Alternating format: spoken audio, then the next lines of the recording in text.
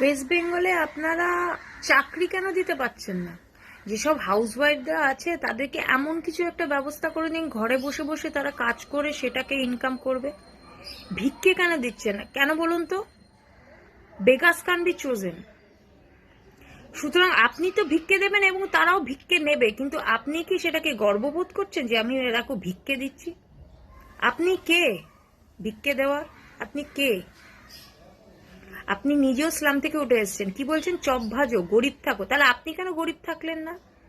আপনার তো সবার আগে গরিব থাকা দরকার ছিল। আপনার এত লোভ কেন? গোয়ার যে এক্স চিফ মিনিস্টার ছিল, যিনি মারা গেলেন লাস্টে কিডনি ফেলিওরে, কিভাবে সাধারণভাবে জীবন কাটাতেন বলুন তো? আপনি কেন ওরভাবে জীবন কাটাতে পারছেন না? না কেন বলুন তো? আপনি এতটাই স্লাম লাইফ দেখেছেন না, আপনার এখন ধাঁধা লেগে গেছে, চোখে চোখে ধাঁধা লেগে গেছে।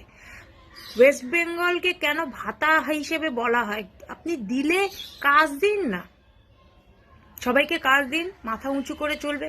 আর আপনাদের মহিলাদেরকে বলে, আপনাদের কি কোনো লজ্জা নেই? আপনি গভর্নমেন্ট থেকে ভিকিরির মতো চাইছেন, এর থেকে তো হাজব্যান্ডের থেকে চাওয়াটা অনেক গর্ব, আর ওটা আপনার অধিকার আছে।